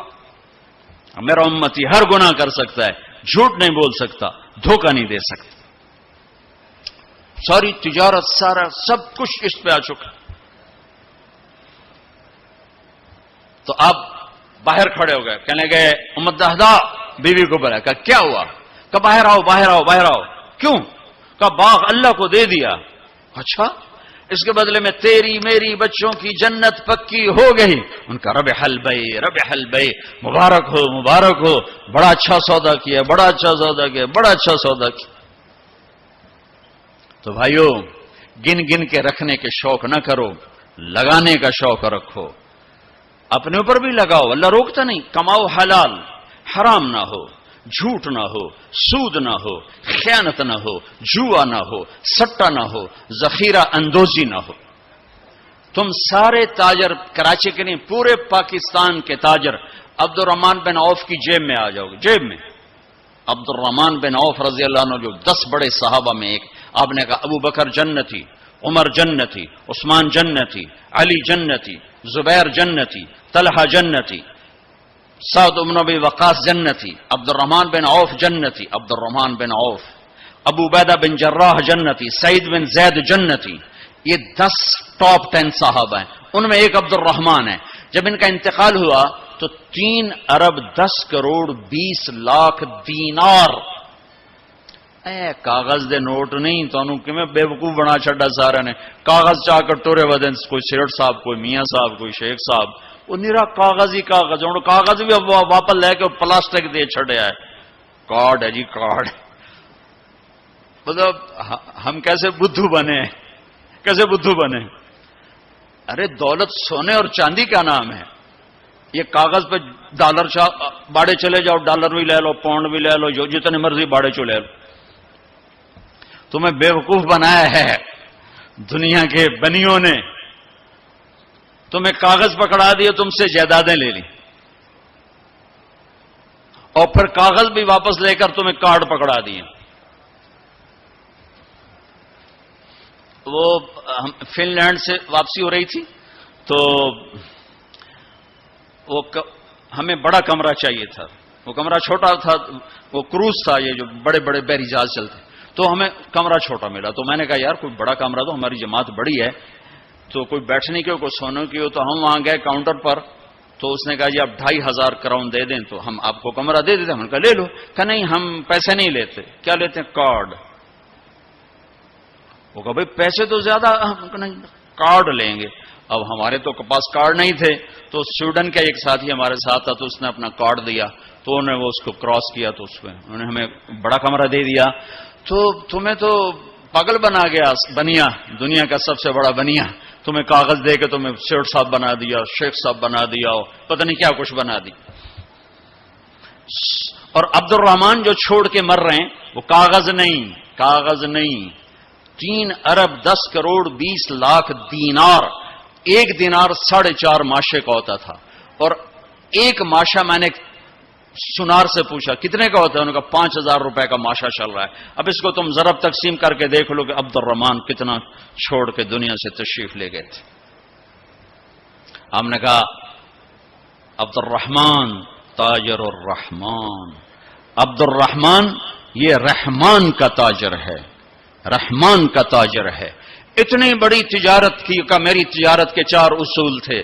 آپ میں تاجر بھی ہوں گے بڑے بڑے, میری تجارت کے 4 اصول رہے. کبھی ادھار نہیں خریدا, نمبر 1. تمہاری ساری مارکیٹ نکل گئی, پہلی شرط ہی ساری مارکیٹ آؤٹ ہو گئی. کبھی ادھار نہیں بیچا, جڑے 2-4 رہ گئے وہ بھی بچوں نکل گئے. کبھی ادھار نہیں خریدا, کبھی ادھار نہیں بیچا. جس نے ادھار خریدا بھی ہو اور ادھار بیچا بھی ہو, ان کو دی رات نیند آ سکتی. لین والے سر تے چڑھے ہوں, دیون والے لکے ہوئے ہیں, کدے جاوے؟ نہ بیوی اچھی لگے نہ بچے اچھے لگے. تو جس نے نقد خریدا نقد بیچا ہو تو آرام نال ستا بوجھے پیسے بوجھے چین کسی کو نہ لونا نہ دیونا. تو میں نے کبھی ادھار نہیں خریدا, میں نے کبھی ادھار نہیں بیچا, میں نے کبھی سٹاک نہیں کیا. میں نے زندگی بھر کبھی سٹاک نہیں کیا کہ بڑھ جائے پروفٹ تو پھر بیچوں, جب پروفٹ ملا فوراً بیچ دیا. میں نے کبھی سودے کا عیب نہیں چھپایا, میں نے کبھی سودے کا عیب نہیں چھپایا. میرا ایک عزیز کہنے لگا جی مجھے یہ وہ کپڑا مارکیٹ فیصلہ آباد میں کسی تاجر سے میری بات کرا دے, میں ذرا کپڑے کا کام سیکھ لوں. میں نے ایک سے کہہ دیا, اس نے کہا جی بھیج دو. ہفتے بعد وہ بچہ واپس آیا. اس بچے کے 4 مہینے تبلیغ میں لگے ہوئے تھے. میں نے کہا واپس کیوں آ گئے ہیں؟ اگر جو تھے پہلا کام میں سکھائیں دن کہ عیب لکاونا کیویں, پہلے یہ سکھاتے ہیں کہ عیب چھپانا کیسے. میں کہا چنگا کیتا ہی واپس آ. تو عبد الرحمان جیسے تاجر بنو. ادھار نہیں, ادھار لینا منع نہیں ہے, ادھار دینا منع نہیں ہے. ہاں چین سکون کے لیے, تاکہ تانوں گولیاں نہ کھاونیاں پڑ, نیندراں چڑھیاں کتھے رہ گئیاں. ایک اربوں پتی آدمی کی بیگم کا فون ہے, مولانا میں دنیا کی بدقسمت ترین عورت ہوں. میں نے کہا کیا ہوا؟ ساری رات نیند نہیں آتی, ساری رات نیند نہیں آتی. اپنی تجارت میں کسی کا حق نہ مارو, کسی سے جھوٹ نہ بولو, وعدہ کر کے زبان سے نہ پھرو, وعدہ کر کے زبان سے نہ پھرو. اپنے سودے میں کو ہیرا پھیری نہ کرو. اس میں کچھ مسئلہ تو بتاؤ. یہ ایک تاجر میرا یہ بیان سن رہا تھا, یہ گاڑیوں کا, پشاور کا تھا, بیان کہیں اور ہو رہا تھا. ہماری جماعت گئی پشاور, تو اس کا سب سے بڑا شو روم ہے پشاور میں. تو مجھے لے گیا, تو ایک گاڑی کھڑی تھی ٹویوٹا. کہنے لگا مولانا یہ گاڑی آپ کی وجہ سے 1 سال ہوا ہے نہیں بکی. میری وجہ سے؟ میں تو آج پہلی بار آیا. کہ آپ کا بیان سنا تھا کہ سودے کا عیب بتاؤ. تو یہ گاڑی اتارتے ہوئے, نئی گاڑیاں بیچتا ہے, پرانی نئی گاڑی کا, بعضی گاڑیاں جب اتار رہے ہوتے ہیں تو کہیں نہ کہیں سے لگ جاتی ہیں, پھر ہم اس کو پینٹ پونٹ کر کے کہتے ہیں بالکل فریش ہے. تو یہ گاڑی لگ گئی تھی. تو اب جو آتا ہے میں اس کو بتاتا ہوں یہاں سے لگی تھی, ہم نے پینٹ کیا, کہتے چھوڑو سن ہور دے ہو.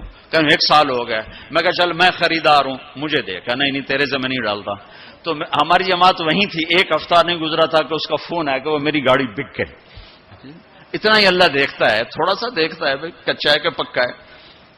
تو صرف حج کر کے گناہ نہ بخشواؤ، سچی تجارت کر کے گناہ بخشواؤ. میرے نبی کا فرمان ہے جو صبح سے شام تک بچوں کو حلال کمانے کے لیے تھکتا ہے اور تھک کے شام کو گھر جاتا ہے، اس کے اس دن کے سارے گناہ معاف ہو جاتے. تو بھائیو بہنوں، دین کا دوسرا حصہ ہے اللہ کے بندوں کے ساتھ حسن سلوک، ماں باپ کے ساتھ، بیوی کا خامند کے ساتھ، خامند کا بیوی کے ساتھ. اس زبان نے وہ آگ لگائی ہے کہ پوری دنیا میں جو آگ زبان نے لگائی ہے اتنی پیٹرول اور گیس سے بھی آگ نہیں لگتی. تو میں آپ سب سے اخلاق کے معاملے میں ایک بات، اس زبان کی حفاظت کرو، اس سے جھوٹ نکال دو، غیبت نکال دو، گالی نکال دو، دل آزاری نکال دو، دل شکنی نکال دو.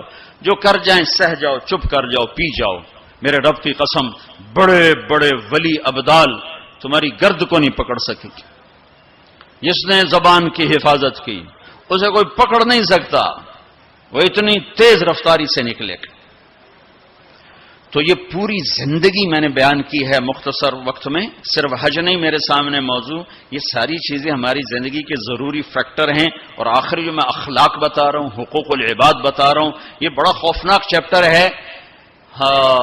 اللہ سے معاملہ کچھ گنجائش ہے چونکہ اللہ سخی ہے، لیکن لوگوں سے معاملہ پڑا تو کم بڑا کھو جائے گا.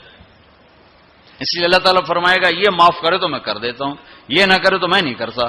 تو پھر کیا کریں؟ آپ نے فرمایا میری امت کا سب سے غریب آدمی کون ہے؟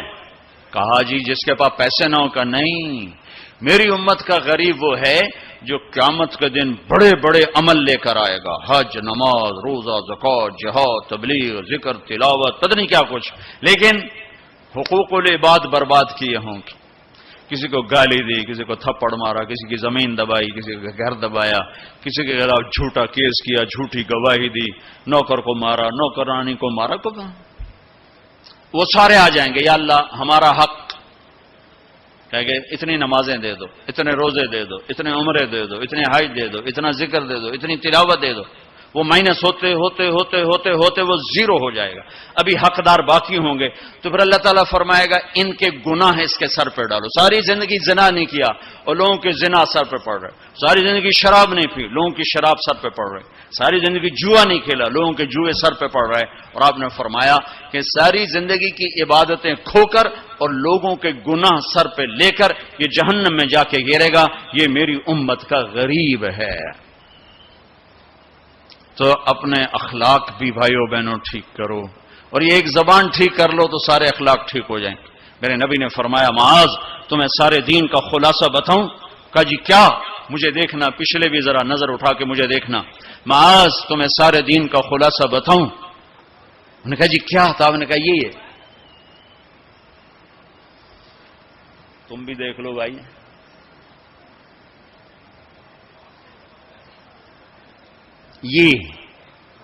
یہ قابو میں ہے، سارا دین میرے ہاتھ میں ہے. یہ قابو میں نہیں ہے تو ہر شے ہاتھ سے جا رہی ہے، جا رہی ہے، جا رہی ہے، جا رہی ہے. لہذا سہنا سیکھو، سہنا سیکھو. گھر ٹوٹ رہے ہیں، طلاقوں کی ریشو بڑھ رہی ہے کہ سہنا نہیں سکھایا ماں باپ نے. سہ جانا. ہیرا کوئلہ ہی تو ہوتا ہے، وہ ہیرا کیسے بن جاتا ہے؟ وہ سہتے سہتے سہتے سہتے جب حد کر دیتا ہے تو اللہ اسے ہیرا بنا کے ماتھے کا زیور بنا دیتا.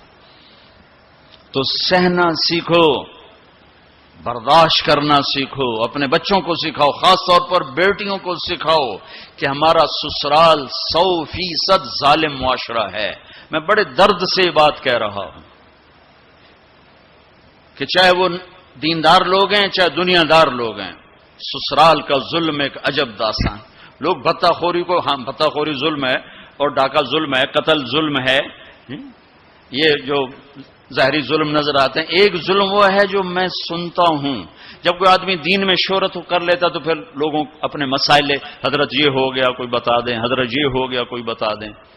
تو بچیوں کے آنسو اور ان کی ہچکیاں سن سن میرا تو کلیجہ ہی جل کے رہ گیا کہ جو سسرال میں ظلم ہو رہا ہے اسے کہاں سے تولوگے. ایک عورت جب ماں ہوتی ہے تو ایک سراپا رحمت ہوتی ہے. وہی عورت جب ساس بنتی ہے تو سر سے لے کر پاؤں تک وہ ایک آگ بن جاتی ہے، پتہ نہیں کیوں۔ تو اپنی بچیوں کو صبر سکھاؤ، یہ بھی سکھاؤ کہ بیٹی بس زبان بند رکھنا، سہ جانا، آہ نہ کر لبوں کو سی، عشق ہے دل لگی نہیں، سینے پہ تیر کھائے جا، آگے قدم بڑھائے جا۔ آگے بڑھنے کا راستہ ہے، زبان سیلو، لب سیلو، زبان تالو سے لگا لو اور لوگوں کے سہتے جاؤ۔ میرے رب کی عزت کی قسم، عزتیں تمہارے غلام بن کر آئیں گی، اللہ کی رضا کا تاج تمہارے سر پہ سجایا جائے گا، عزت کے سہرے اللہ کا نبی تمہارے گلے میں ڈالے، تمہارے ماتھے کو روشن کیا جائے گا۔ سہنا سیکھو، سہنا سیکھو۔ بھائی بھائی سے ٹوٹا، میاں بیوی میں لڑائی، خاوند بیوی کی برداشت نہیں کرتا، بیوی خاوند کی برداشت نہیں کرتا، ماں باپ اولاد کی نہیں برداشت کرتا، اولاد ماں باپ کی نہیں برداشت کرتی۔ سہنا سیکھو۔ ہمارا سارا معاشرہ ایک میرے نبی کی سنت پہ عمل کر لے، برداشت کرنا، تو زندگی خوشحال ہو جائے گی، روشن ہو جائے گی۔ تو اللہ تعالیٰ آپ کا حج کا سفر قبول فرمائے۔ میں نے جو کہنا تھا کہہ دیا، پھر وہاں کچھ باقی باتیں یاد آئیں تو وہاں کہہ دوں گا، اور جب آپ حج سے واپس آ جائیں کچھ وقت تبلیغ میں ضرور لگائیں کہ یہ ایمان کو سیکھنے کی فرقہ واریت سے پاک ایک محنت ہمیں اللہ نے دی ہے، اور صدیوں کے بعد ایسا کام ملا ہے کہ جس سے لوگوں کو دین مل رہا ہے۔ اسپین میں جہاں میرا بیان تھا وہ ایک ہال تھا بہت بڑا، جس میں سارے دنیا سے علماء آتے ہیں یا کوئی سیاسی لوگ آتے ہیں، تو وہ وہاں ان کی تقریریں ہوتی ہیں۔ لہذا وہاں ایک سسٹم ہے کہ جو بھی اسپیکر بیان کرے گا آٹومیٹک اس کا بیان اسپینش میں ٹرانسلیٹ ہو کر پولیس کے پاس چلا جائے گا۔ تو میں نے وہاں بیان کیا، تو رات کو لیٹ نائٹ ایک ساتھی ہے کہ جو چیف پولیس ہے، یعنی ڈی آئی جی سمجھ لو، وہ کہتا ہے کہ میں نے آپ کے اس عالم سے ملنا ہے، میں ان سے ملنا چاہتا ہوں۔ تو میں نے کہا ٹھیک ہے مل لیتے ہیں۔ تو 2 دن کے بعد ہماری ملاقات ہوئی۔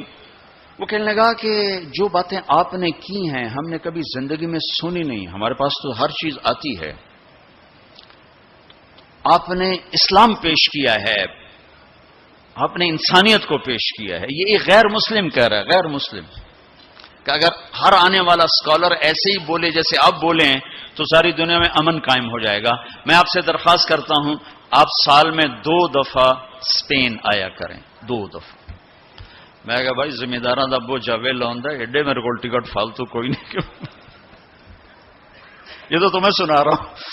میں نے کہا اچھا جی میں انشاءاللہ آیا کروں گا، سال میں 2 دفعہ ہے۔ کہ آپ سال میں 2 دفعہ آئیں۔ آپ کی باتوں کی صرف مسلمانوں کو ضرورت نہیں ہے، ہماری قوم کو بھی ضرورت ہے جو باتیں آپ نے کی۔ تو میں نے کیا بیان کیا؟ اخلاق، یہ جو آپ سے بیان کر رہا ہوں۔ عبادات تو وہ سمجھتے نہیں، میں نے نماز کی بات کیوں نہیں کیا خبر، لیکن جب میں اخلاق کو بولا، ماں کے ساتھ کیا کرنا ہے، بیوی کے ساتھ کیا کرنا ہے، باپ کے ساتھ، بہن کے ساتھ، بھائیوں کے ساتھ، بچوں کے ساتھ، پڑوسیوں کے ساتھ، تو وہ ہل کے رہ گئے، وہ پونا گھنٹہ میرے پاس بیٹھا ہے۔ تو میں نے ساتھیوں سے کہا کہ چھوٹے چھوٹے گفٹ لانا، ان کو دیں گے۔ جب وہ مجلس ختم ہوئی تو میں نے وہ تھے یہ اپنا خوشبو تھی، تو میں نے کہا ہمارے نبی کی سنت تھی جب کوئی اہم لوگ آتے تھے تو آپ ان کو ہدیہ دیتے تھے، تو میں اپنے نبی کی سنت میں آپ کو یہ گفٹ کرتا ہوں۔ تو تینوں کھڑے ہو گئے، انہوں نے کھڑے ہو کر وہ مجھ سے وصول کیے، اور پھر جب وہ گئے تو میرے سامنے نہیں، دوسرے سے کہا کہ ہم اور بھی مسلم اسکالر سے ملے ہیں، ہمیں کسی نے اتنی عزت نہیں دی جتنی آپ کے اس ساتھی نے دی ہے۔ تبلیغ والوں نے ہمیں سکھایا کہ سب کو عزت، نفرتیں سوائے تباہی کے اور کچھ نہیں دیتی۔ تو ایک دوسرے سے محبت کرنا سیکھو، ایک دوسرے سے جڑ کے چلنا سیکھو۔ یہ تبلیغ نے ہمیں ایک پلیٹ فارم دیا ہے، جب اللہ آپ کو موقع دے تبلیغ میں وقت لگانا۔ www.darsequran.com